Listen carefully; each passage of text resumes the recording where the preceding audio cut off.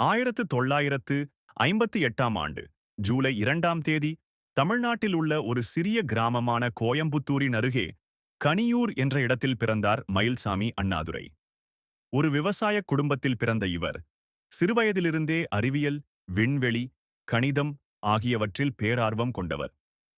அவர் பள்ளியில் சாதித்த வெற்றிகள் அவனை ஒரு சாதாரண மாணவனாக அல்லாமல் எதிர்காலத்தில் உலகை மிரட்டவல்ல ஒரு விஞ்ஞானியாக மாற்ற ஆரம்பித்தன. அண்ணாதுரை அரசு பள்ளியில் தனது ஆரம்பக் கல்வியை முடித்த பிறகு கோயம்புத்தூரில் உள்ள கோவை அரசு கல்லூரியில் இயற்பியலில் பட்டம் பெற்றார். அதன் பிறகு PSG கல்லூரியில் பொறியியலில் மேற்படிப்பு செய்து அண்ணா பல்கலைக்கழகத்தில் பொறியியல் துறையில் முதுகலை பட்டமும் பெற்றார். அவர் நுட்பமாக சிந்திக்கிற பாணி, விஞ்ஞான நுண்ணறிவில் காட்டிய தீவிரம் அவரை விரைவில் ISROவின் கவனத்திற்கு கொண்டு வந்தது.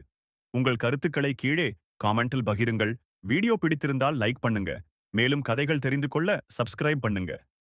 1982ஆம் ஆண்டு மயில்சாமி அண்ணாதுரை இஸ்ரோவில் இணைந்தார். ஆரம்பத்தில் சேட்டலைட் டேட்டா ஹேண்ட்லிங் பணி செய்து வந்த அவர் விரைவில் இன்சாட் சேட்டலைட் திட்டத்தில் முக்கிய பொறுப்புகளை ஏற்க ஆரம்பித்தார். அவர் அண்ணா யூனிவர்சிட்டியில் சேட்டலைட் கம்யூனிகேஷனில் கைதேர்ந்தவர் என்பதால் ISROவில் புதிய சேட்டலைட் திட்டங்கள் அவரின் முழுமையான ஆலோசனைகளுடன் வடிவம் பெற ஆரம்பித்தன.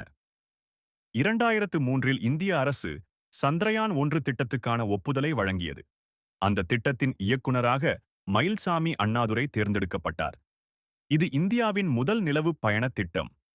அவர் செய்த முக்கிய சாதனை, குறைந்த செலவில் சுமார் 3,86 கோடியில் மிகவும் திறமையான மூன் மிஷன் உருவாக்கம் இந்தியாவின் விண்வெளி திறனை உலகுக்கு நிரூபித்தார்.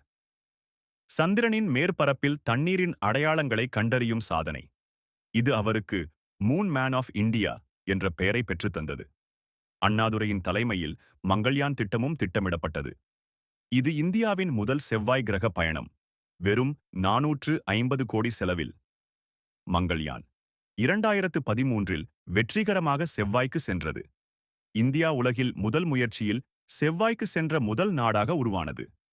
இது அமெரிக்கா, ரஷ்யா, ஐரோப்பிய யூனியன் ஆகியவை செய்ததை விட குறைந்த செலவில் நடைமுறைப்பட்ட பெரும் சாதனை. அவருடைய நுண்ணறிவு, திட்ட மேலாண்மை திறன், துல்லியமான கணிப்புகள் இவை அனைத்தும் இந்த வெற்றிக்கு பின்னால் இருந்தன. சாதனைகளின் பட்டியல் ஒவ்வொன்றும் பெருமை தரும். இந்தியாவின் மூன்மேன் என்று அழைக்கப்படுகிறார். ISROவில் director for satellite missions, planning Chandrayaan mission director. Mangalyaan பதவி ஆலோசகர் 2016இல் பத்மஸ்ரீ விருது பெற்றார். உலகின் பல்வேறு உயரிய தரமான நிறுவனங்களில் விருதுகள் வழங்கப்பட்டுள்ளன. IFM விருதுகள். அண்ணாதுரை தன் வாழ்நாளில் எப்போதும் வெற்றிக்கு ஷார்ட்கட் இல்லை என்று நம்பியவர். பள்ளியில் துவங்கிய கனவுகளை உலகளவில் வெற்றி பெற வைத்தவர்.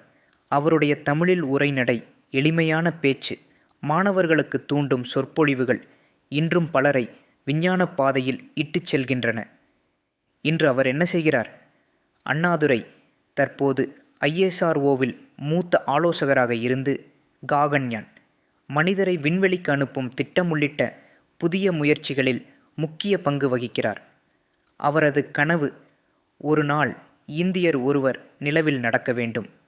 மயில்சாமி அண்ணாதுரை ஒரு விஞ்ஞானி மட்டுமல்ல, கனவுகள் பேசக்கூடிய தமிழ் மனிதர்.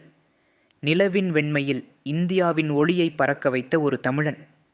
அவர் வாழ்க்கை நமக்கு உணர்ச்சி, உந்துதல், ஊக்கம் மூன்றையும் தரும் ஒரு பயணம். தொடர்ச்சியாக உங்களுக்கும் கனவுகள் இருக்குமானால் அதை மட்டும் போதும். உங்கள் முயற்சிகள் அதை நிஜமாக்கும். மயில்சாமி அண்ணாதுரை அதை நமக்கு நிரூபித்து விட்டார்.